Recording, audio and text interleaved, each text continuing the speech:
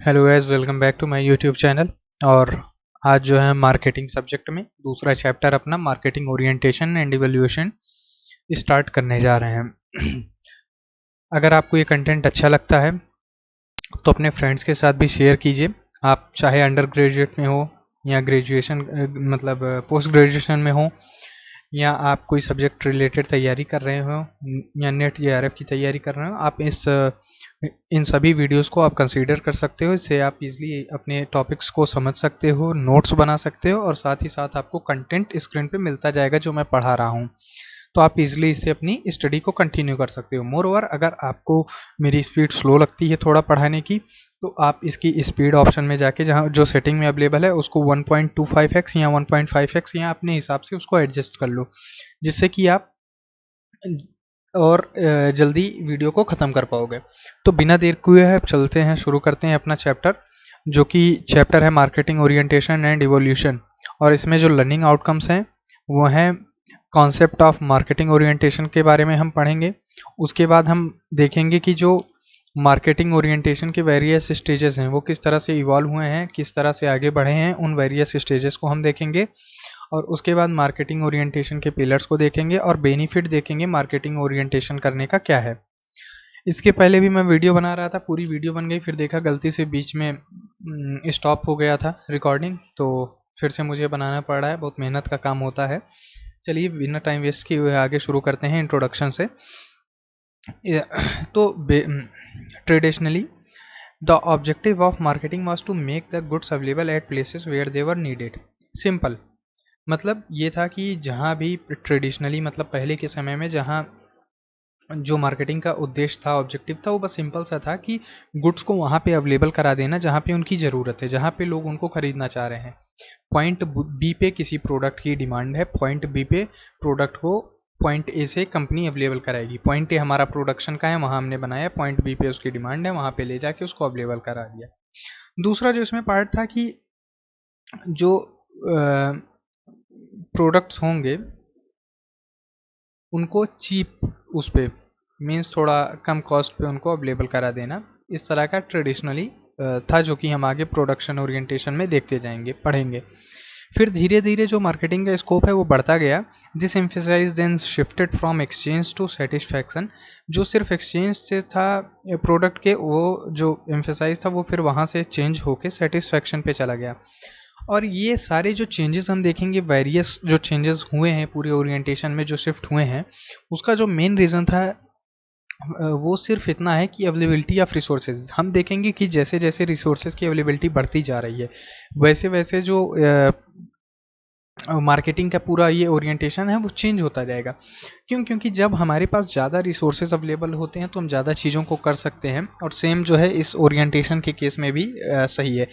Current scenario में अगर हम देखें आज की डेट में, तो आज क्या है, हमारे पास इंटरनेट अवेलेबल हैं, वेरियस रिसर्चेज अवेलेबल हैं, वेरियस फीडबैक फॉर्म और बहुत सारी इस तरह की ऑनलाइन ऑफलाइन और बहुत सारे रिसोर्सेज अवेलेबल हैं जिनके थ्रू हम अपनी मार्केटिंग स्ट्रेटजी को बना सकते हैं और फोकस कर सकते हैं। अर्लियर मतलब एंशियंट टाइम में, एंशियंट मतलब बहुत एंशियंट नहीं लेकिन फिर भी 17th 18th 19th सेंचुरी को अगर हम लें, तो जो इस टाइम पे, जो इस समय की बात अगर हम पर्टिकुलरली करें, तो इस समय पे सिर्फ मेन फोकस क्या था कि प्रोडक्शन कर को प्रोडक्ट को अवेलेबल कराना। और हमारे पास ऐसे रिसोर्सेज जैसे इंटरनेट नहीं था, कोई डिजिटल टेक्नोलॉजी नहीं थी, ट्रांसपोर्टेशन बहुत कम था, लोग इतने नहीं अवेयर थे, लोग ज़्यादा पढ़े लिखे नहीं थे। तो इन सब चीज़ों की वजह से जो कहीं ना कहीं पूरा स्कोप है वो बहुत ही लिमिटेड था। और जैसे जैसे रिसोर्सेज और कंज्यूमर अवेयरनेस और बहुत सारी चीज़ें, डायनेमिक चीज़ें, मतलब बहुत सारी चीज़ें इसको जो अफेक्ट करती हैं, वो जैसे जैसे इंक्रीज़ होती गई या एक्सपेंड होती गई, तो वो कहीं ना कहीं जो पूरा एक हमारा नज़रिया है, जो तरीका है, वो बदलता गया। और यही हम वेरियस स्टेजेस में हम देखेंगे। तो अब देख लेते हैं इवोल्यूशन ऑफ मार्केटिंग ओरिएंटेशन। तो हम इसको फेज वाइज देखेंगे। और पहला है प्रोडक्शन ओरिएंटेशन।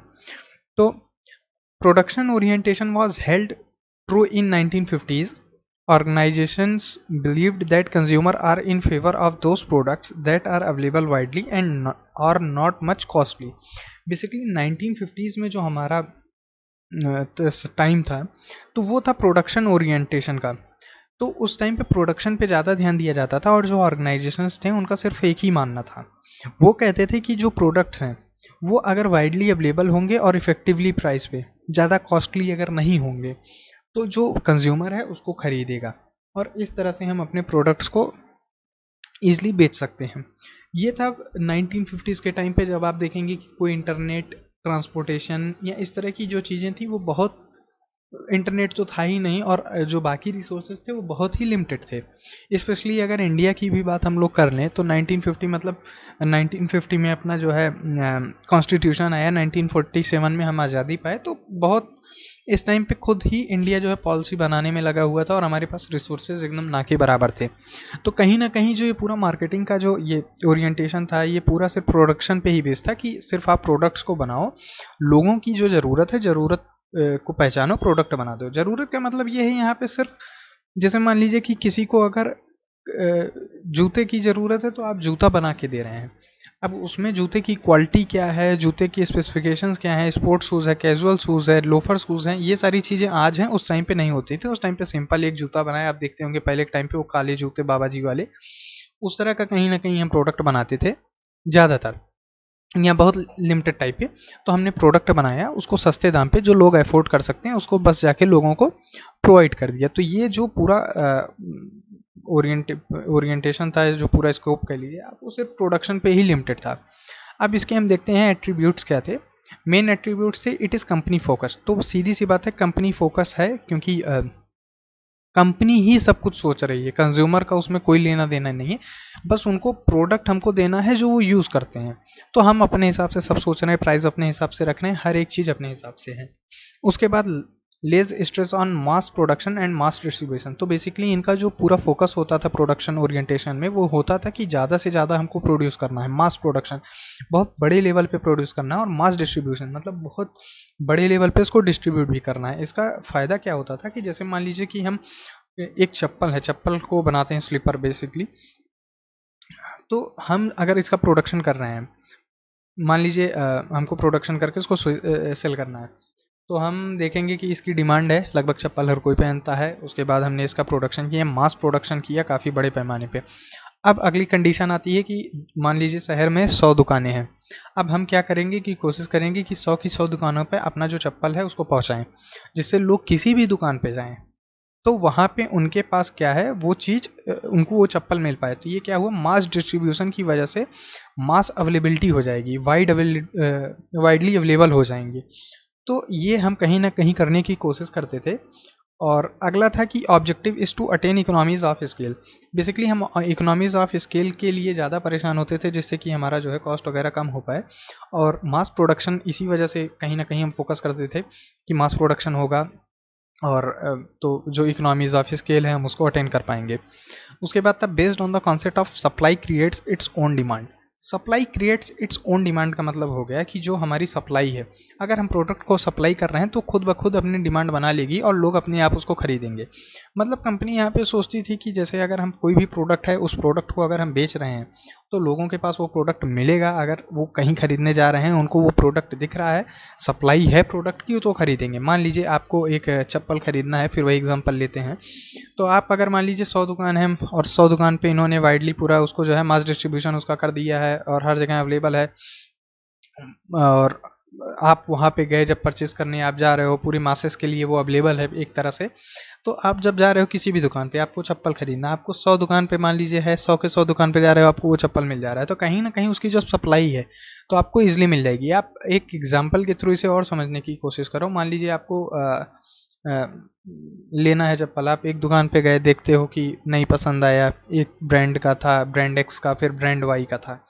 ब्रांड वाई जो है वो मास डिस्ट्रीब्यूशन भी उसने किया है, हर जगह अवेलेबल है, हर शॉप पे अवेलेबल है। आप फिर दूसरी दुकान पे जाते हो, आप फिर देखते हो कि वहाँ आपको पसंद नहीं आता, लेकिन आप देखते हो कि जो ब्रांड वाई है वो हर जगह अवेलेबल है, तो कहीं ना कहीं आप देखोगे कि ये इजली अवेलेबल है। कई बार क्या होता है ऐसे, कई बार ऐसे केसेस होते हैं, जैसे जब महंगे प्रोडक्ट नहीं होते हैं तो हम अपनी पास की कहीं दुकान पे जाते हैं, जैसे चप्पल वगैरह ऐसी चीज़ें हैं कि स्पेसिफिकली इसको कोई ख़रीदने नहीं जाता है कि नहीं नहीं इसको हम जा रहे हैं शोरूम ख़रीद के आएंगे, क्योंकि इसकी जो प्राइसिंग भी होती है कहीं ना कहीं कम होती है। तो आप अपने आसपास की दुकान पे जाते हो, जो इजीली होते हैं उसको परचेज कर लेते हो। तो ये इस कॉन्सेप्ट पे था कि supply creates its own demand. आगे है ignores the needs and wants of consumer. Basically ये सबसे बड़ा जो इसका क्रिटिसिज्म था वो यही था, जो इसको एट्रीब्यूट्स भी बोला जा रहा है कि ignores the needs and wants of consumer. Consumer को क्या चाहिए उससे नहीं मतलब है। बेसिकली हम उनको प्रोडक्ट तो दे रहे हैं जो उनको ज़रूरत है, लेकिन क्या वो प्रोडक्ट उनको सेटिस्फाई कर रहा है? वो जो सेटिस्फैक्शन वाला पार्ट है, वो सेटिस्फैक्शन का पार्ट मिसिंग है।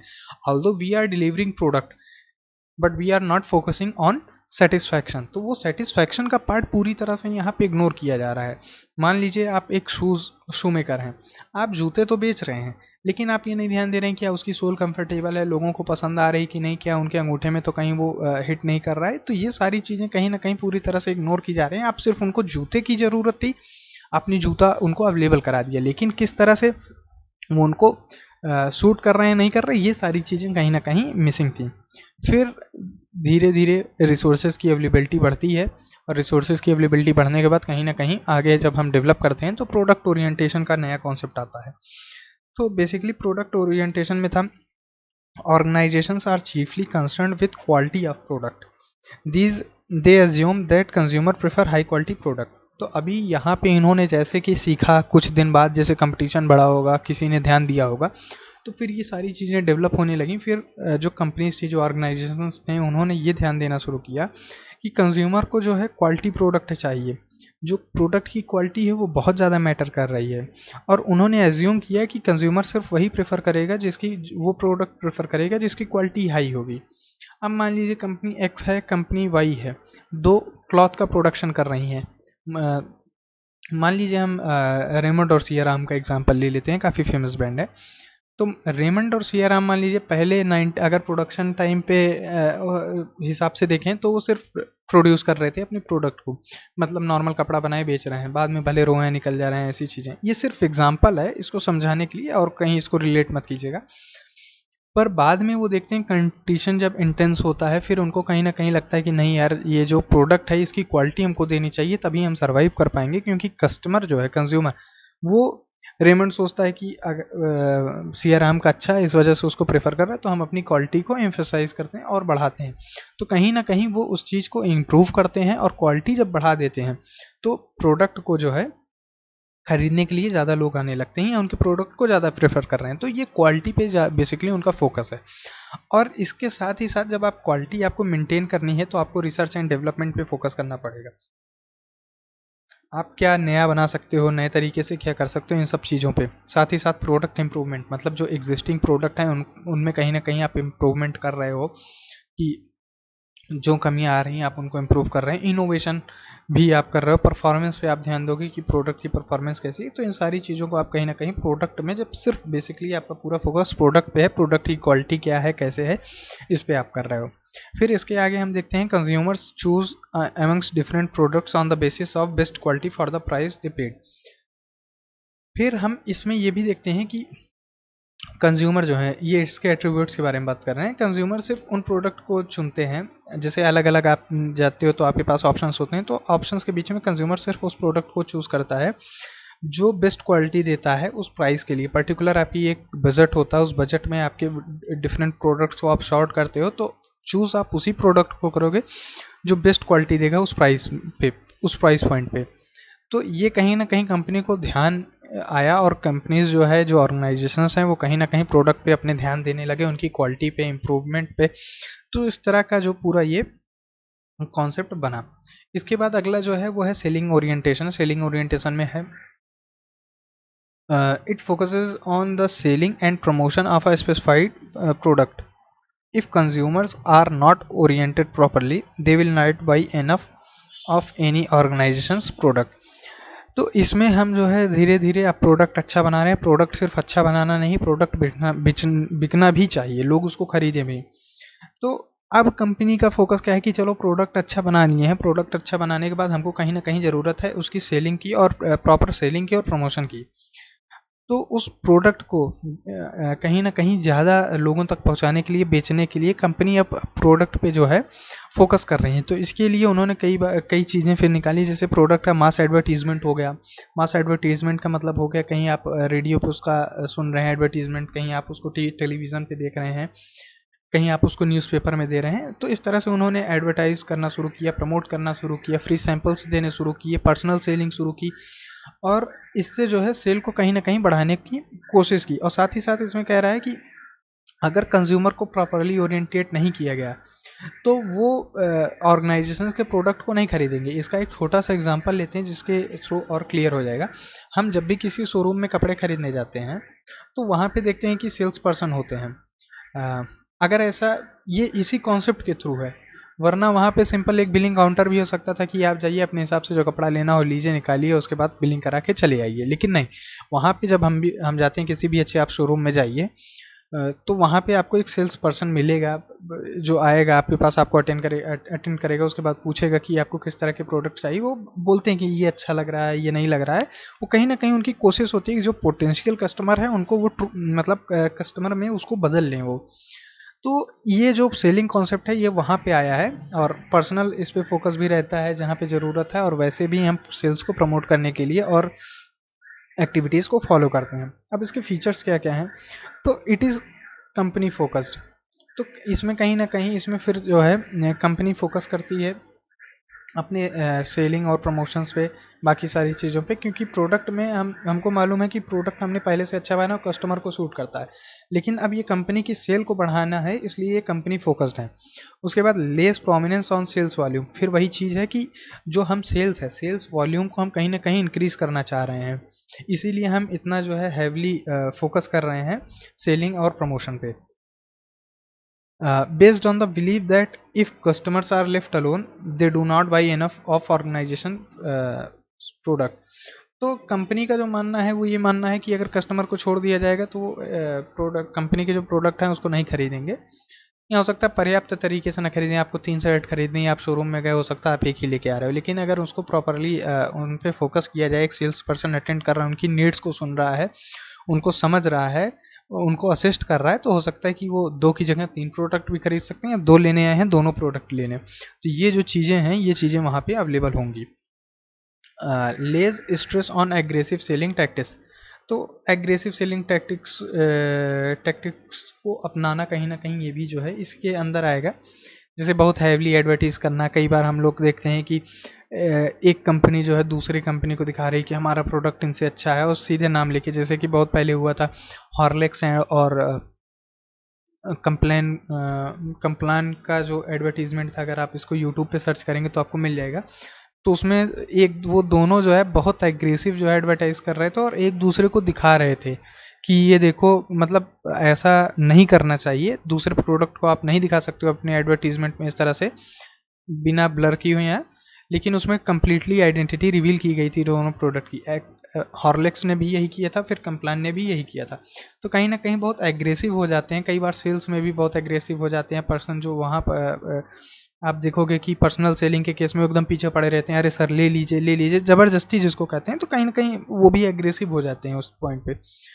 उसके बाद used when organisation have over capacity और सेल अनसॉर्ट गुड्स, तो कई बार होता है कि जब ऑर्गेनाइजेशन के पास ओवर कैपेसिटी है, हम वो ज़्यादा प्रोडक्शन कर रहे हैं, तो कहीं ना कहीं अपने वो प्रोडक्ट्स को हम उसको जो है उसको सेल करेंगे ही करेंगे। तो इस वजह से हम ये सारे जो सेलिंग ओरिएंटेशन को हम फॉलो करेंगे। फिर इसके बाद अगला जो चलते हैं वो है मार्केटिंग ओरिएंटेशन। तो it is consumer centred on the sense and respond philosophy. Basically ये जो मार्केटिंग ओरिएंटेशन है, आप जिसको हम पढ़ने जा रहे हैं आगे, 4th पॉइंट है, ये हमारा है कि ये कंज्यूमर ओरिएंटेड है। It aims to find right product for their customer. तो अब हमारे पास क्या हो गया कि इसमें जो हम फोकस कर रहे हैं वो इस बात पे फोकस कर रहे हैं कि जो हमारा कस्टमर है वो राइट प्रोडक्ट हमारा कस्टमर परचेज करे, और प्रोडक्ट जो है राइट प्रोडक्ट भी हो एक कस्टमर के लिए। Company tailors the product to meet the needs of the customers. Company कई बार स्पेसिफिकली जो है प्रोडक्ट बनाती है स्पेसिफिक नीड को सेटिस्फाई करने के लिए, और ये कहीं ना कहीं पूरी तरह से जो है हम कस्टमर ओरिएंटेड हैं। जैसे कि आपको एग्जांपल दें, इस तरह की चीज़ों में हम क्लॉथ को देख सकते हैं, ठीक है।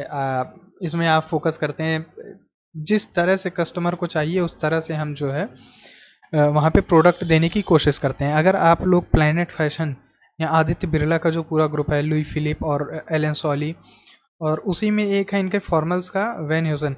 तो उसमें अगर आप कभी भी प्रोडक्ट लेने जा रहे हैं तो उसमें आप देखिए कि वो पूरी तरह से जो भी फॉर्मल क्लॉथ्स देते हैं वो पूरी तरह टेलर मेड होंगे, आपको जिस तरह से चाहिए वो उस तरह से देंगे। अगर फिट फिनिश का कोई इशू है तो वो उसको भी वहाँ पे एड्रेस करेंगे और वो आपके हिसाब से पूरा प्रोडक्ट देंगे। तो जो नया कॉन्सेप्ट धीरे धीरे आ रहा है कि हमको जो ना सिर्फ प्रोडक्ट डिलीवर करना, सेटिस्फाई करना, बल्कि प्रोडक्ट को कस्टमर के हिसाब से बनाना है जिससे कस्टमर सेटिस्फैक्शन 100% हो। तो अब हम क्या है, धीरे धीरे ना एकदम कंप्लीट की तरफ बढ़ रहे हैं। आप देखोगे कि जैसे प्रोडक्शन से प्रोडक्ट पे आए, प्रोडक्ट से सेलिंग पे आए, सेलिंग से फिर हम मार्केटिंग पे आ रहे हैं। और मार्केटिंग में हम क्या देखने को पा रहे हैं कि जो प्रोडक्ट है वो पूरी की पूरी तरह जो है कस्टमर फोकस हो, कस्टमर को जो चाह रहे हो उनकी पर्टिकुलर नीड के हिसाब से हो। इसी तरह अगर आप देखते होंगे व्हीकल्स का बहुत सारा जो है मार्केट है, जैसे दिल्ली में अगर आप करोल बाग देखो या और बहुत सारे हैं कार्स जिसपा करके, तो पर्टिकुलर कस्टमर को क्या चाहिए पेंटिंग में या उनके मॉडिफिकेशन में, इस तरह की चीज़ें हैं। कंपनी अगर आप देखो टाटा है, टाटा ने अभी सफारी जो है, सफारी स्टॉर्म आर्मी को जो है बहुत बड़े लेवल पे उनको डिलीवर किया। और कहीं ना कहीं कंपनी ने आर्मी से पूछा कि आपको किस तरह के प्रोडक्ट चाहिए, और पर्टिकुलर जिस तरह का प्रोडक्ट आर्मी को चाहिए था 100% उस तरह का प्रोडक्ट टाटा ने दिया। तो अब हमारा क्या है, मार्केटिंग ओरिएंटेशन में हम प्रोडक्ट को पूरी की पूरी तरह कस्टमर के हिसाब से बनाने की कोशिश कर रहे हैं। मैं बहुत सारे एग्जांपल देता हूँ, इस वजह से दे रहा हूँ कि कहीं ना कहीं आप चीज़ों को, अपने आसपास की चीज़ों को जो देख रहे हैं उसको रिलेट कर पाएँ और ज़्यादा इजीली आप समझ पाओ किसी भी कॉन्सेप्ट को। उसके बाद है it integrate all marketing activities in identifying and satisfying the needs of the consumer. तो जितनी भी मार्केटिंग एक्टिविटीज़ हैं ये सबको इन्वॉल्व करता है, हर सारी एक्टिविटीज़ को इन्वॉल्व करके ही जो कस्टमर की नीड है उनको कहीं ना कहीं सेटिस्फाई कर रहा है। अब हम फिर से उस पूरी चीज़ों पर नहीं जाएंगे कि क्या क्या है, क्योंकि हम पहले उसको पढ़ चुके हैं। फिर अब इसके बाद जो आता है अगला है वो होलिस्टिक मार्केटिंग है हमारा ओरिएंटेशन, और ये लास्ट है इस मॉड्यूल के हिसाब से। In marketing everything matters. Marketing में जो है सब कुछ, जो कुछ भी है सब कुछ मैटर करता है। It lays importance on long term mutually satisfying report with all stakeholders. Basically इसमें क्या है कि हम लॉन्ग टर्म सेटिस्फैक्शन पे ध्यान देते हैं, और जितने भी हमारे स्टेक होल्डर हैं, स्टेक होल्डर में बहुत सारे लोग आते हैं, जैसे कि सप्लायर भी हो सकते हैं, आपकी जो एम्प्लॉयज़ हो गए, जो आपके कंज्यूमर हो, हर कोई जो भी किसी ना किसी तरह से जो है कंपनी से रिलेटेड है, डिस्ट्रीब्यूटर, डीलर, हर कोई रिलेट करता है। तो कहीं ना कहीं हम उनको सेटिस्फाई, जितने सारे ग्रुप हैं सारे ग्रुप को सेटिस्फाई करने की कोशिश करते हैं, उनके हिसाब से सब कुछ करने की कोशिश करते हैं, और लॉन्ग टर्म जो अपनी इमेज है एक उसको बनाने की कोशिश कर रहे हैं, लॉन्ग टर्म पे चीज़ों को ध्यान दे रहे हैं। और इसमें आप देख रहे होंगे कि जैसे कि रिलेशनशिप मार्केटिंग ऐसे पॉइंट वाइज दिया है, तो मैं इसको पॉइंट वाइज ना जाके एक टोटल सम अप कर रहा हूँ, बाकी आपको पॉइंट वाइज इसको पढ़ सकते हो पॉज करके वीडियो को। बाकी मैं इसका पूरा एक जो एसेंस है वो मैं आपके सामने बोल रहा हूँ। Employees at all levels in the organisation should aim to satisfy the customers. जिस भी लेवल पे एम्प्लॉई हैं उनको पूरी की पूरा तरह से ध्यान देना है कि जो कस्टमर सेटिस्फैक्शन है वो पूरी तरह से हो। All marketing mix element should reinforce the brands core message. और जो ब्रांड का कोर मैसेज है, हर ब्रांड का अपना एक कोर मैसेज होता है, वो क्या मतलब मैसेज देना चाह रहे हैं, तो उस हिसाब से उस चीज़ पे जितने भी एलिमेंट्स हैं वो उस हिसाब से होनी चाहिए, डेवलप होनी चाहिए कि वो उस मैसेज को डिलीवर कर पाएँ। Due consideration should be given to society's long term interest. अच्छा, ऐसा है कि कई बार हम सिर्फ कस्टमर और ऑर्गेनाइजेशन दो चीज़ों पे ध्यान देते हैं, लेकिन होलिस्टिक का मतलब ही हो गया, होलिस्टिक में हम सोसाइटी को भी ध्यान दे रहे हैं। इस तरह से काम करना कि सोसाइटी को भी बेनिफिट हो, या ऐसे प्रोडक्ट्स डेवलप करना कि सोसाइटी के लिए भी बेनिफिशियल हो और हार्मफुल ना हो। और कहीं ना कहीं इसमें जो है जिसको हम कहते हैं सस्टेनेबल चीज़ें, ये इस तरह की चीज़ें हैं। और इसमें जो काम है कहीं होलिस्टिक में, इसमें जितने भी मार्केटिंग में जितने भी लेवल्स हैं, वो सारे लेवल्स या जितने लेवल्स के लोग हैं वो मिलके काम करते हैं। जैसे कि मान लीजिए एक रिसर्च का आपका है, तो रिसर्च का डिपार्टमेंट भी प्राइसिंग डिपार्टमेंट के साथ अच्छे से काम करेंगे। प्रोडक्ट डेवलपमेंट का डिपार्टमेंट जो है वो भी प्राइसिंग के साथ अच्छे से काम करेगा, क्योंकि प्रोडक्ट अच्छा हो गया तो उसकी प्राइसिंग भी अच्छी होनी चाहिए। तो मिलके सब एक तरह से काम करते हैं। और बाकी इसमें जो इंडिविजुअली दिया हुआ है इसको आप पढ़ सकते हैं इस तरह से, और इसके बाद इनके मेन कैरेक्टरिस्टिक्स हैं। तो ये था। बाकी ये पिलर्स हैं मार्केटिंग के। तो पिलर्स में देखिए फिर से वही सारी चीज़ें जो ऊपर हमने पढ़ी हैं वो फिर से रिपीट हो रही हैं। जैसे कस्टमर फोकस है तो हमने पढ़ लिया कस्टमर फोकस क्या है, कैसे है। इंटीग्रेटेड मार्केटिंग का भी हमने देखा, जैसे कि अभी मैंने बताया इंटीग्रेटेड मार्केटिंग में है कि जितने भी लेवल पे हैं वो सब आपस में मिल के, जितने डिपार्टमेंट्स हैं वो सब मिल के आपस में काम करने चाहिए।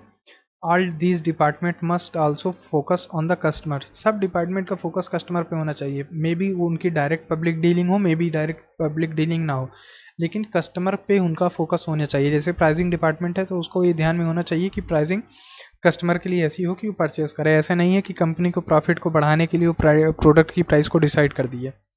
और फिर प्रॉफिटेबिलिटी। और प्रॉफिटेबिलिटी तो हम जानते हैं कि प्रॉफिटेबिलिटी जो है वो पूरी तरह से, और एक किसी भी ऑर्गेनाइजेशन का वो बेसिक उनका ऑब्जेक्टिव होता है। प्रॉफिट के लिए ही सब आते हैं, सब बिजनेस करते हैं। बिना प्रॉफिट के कोई भी सर्वाइव नहीं कर सकता है। अब बेनिफिट्स क्या है मार्केटिंग ओरिएंटेशन के?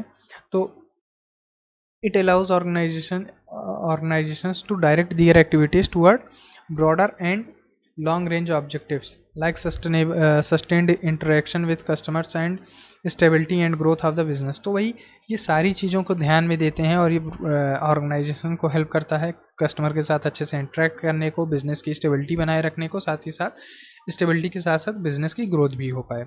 Leeds to integrate and coordinated marketing. तो सारी चीज़ें जब इंटीग्रेट होंगी, और कोऑर्डिनेशन पे भी ध्यान देता है। जैसे कि मैंने बताया कि प्रोडक्ट डेवलपमेंट और प्राइसिंग साथ में काम कर रहे हैं, प्रोडक्ट डेवलपमेंट और रिसर्च हैं वो एक दूसरे से कहीं ना कहीं रिलेट हो रहे हैं और वो मिलके काम कर रहे हैं, तो कोऑर्डिनेशन भी बढ़ रहा है। Focus on the needs and wants of the customer rather than product increase. तो जो कस्टमर सेटिस्फैक्शन है उस पर ध्यान दे रहे हैं और इस तरह से ऑर्गेनाइजेशन को आगे बढ़ा रहे हैं। The organisation can respond effectively to change in the business environment. जो रिसर्च एंड डेवलपमेंट का पार्ट है, जब आप रिसर्च एंड डेवलपमेंट कर रहे हो और प्रोडक्ट इंप्रूवमेंट पे ध्यान दे रहे हो, तो आप ये सब चीज़ें बिजनेस एनवायरनमेंट को ध्यान में रख के ही करते हो। बिजनेस एनवायरनमेंट में जैसे कि हमारा है टेक्निकल चेंजेस हो गए हैं, पॉलिटिकल चेंजेस होते हैं, लीगल चेंजेस होते हैं, डेमोग्राफिक होते हैं, इन्वायरमेंट होते हैं। तो ये जो सारी चीज़ें हैं सोशियोलॉजिकल हो गए, तो इन सब चीज़ों के ध्यान में रख के ही प्रोडक्ट की रिसर्च एंड डेवलपमेंट होती है, प्रोडक्ट का इम्प्रूवमेंट होता है। तो ये बिजनेस एनवायरनमेंट का जो ये पार्ट है ये भी कहीं ना कहीं इसमें ध्यान में रख के इफेक्टिव चेंज किए जाते हैं। बाकी ये बिजनेस एनवायरनमेंट का जो ये पॉइंट आया है, इसको जब हम बिजनेस एनवायरनमेंट पढ़ेंगे तो वहाँ और अच्छे से कवर करेंगे इस पॉइंट को, तब ये जो पॉइंट है पूरी तरह से आपका क्लियर हो जाएगा। और आज का चैप्टर यहीं पे ख़त्म होता है। और मेरा बस इतना ही कहना है कि जो इस तरह का क्वालिटी कंटेंट है आपको मिलता रहेगा। अगर कोई सजेशंस है तो आप दीजिए। अगर आपको स्पीड स्लो लगती है तो आप इसको स्पीड बढ़ाइए, दोस्तों में शेयर कीजिए, और हो सके तो इसको सब्सक्राइब कीजिए चैनल को। और thank you very much for discussion.